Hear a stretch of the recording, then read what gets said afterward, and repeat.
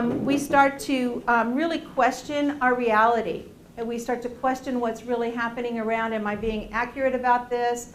And what happens, you know, the increase in stress really does decrease our ability to problem solve and to really figure things out.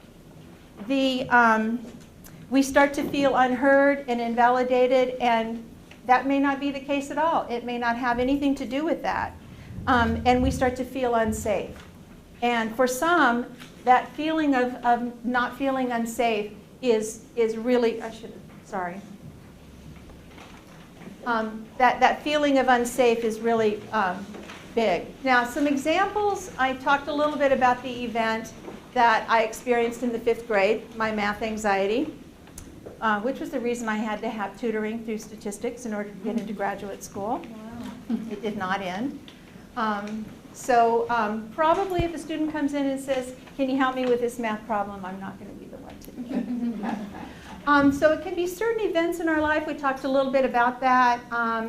And it can be certain aggressions. And I want to talk about an aggression as we're talking about diversity and we're talking about being really an inclusive campus. I want to talk about an aggression, a type of aggression that's called microaggressions. Has anybody in here ever heard of that?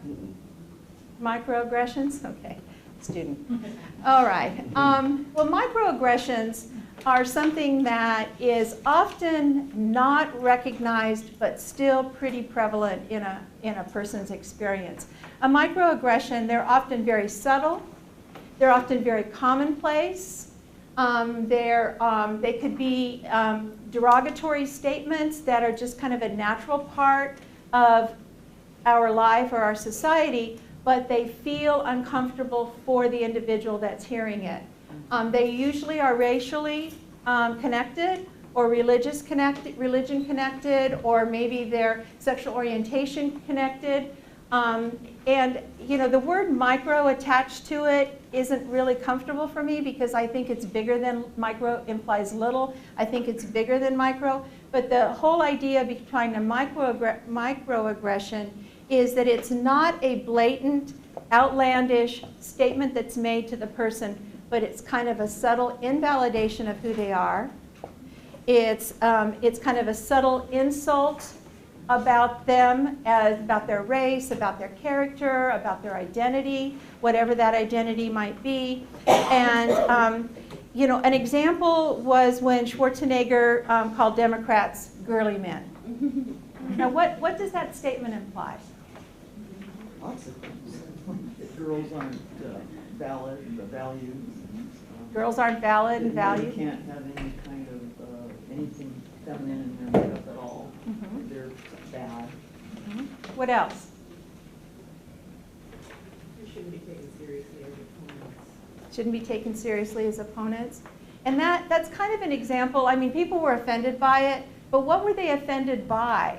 And so really breaking out what were the components of the offense? What were the things that really made that an offensive statement? We hear things like that when it's attached oftentimes to women, but it can also be attached to men. You know, we hear it with sexual orientation or sexual identity. And they're statements that, you know, when on the playground when the kids are saying, oh, that's so gay, and you know they're using it, well, I didn't mean it as bad, you know, that's a microaggression.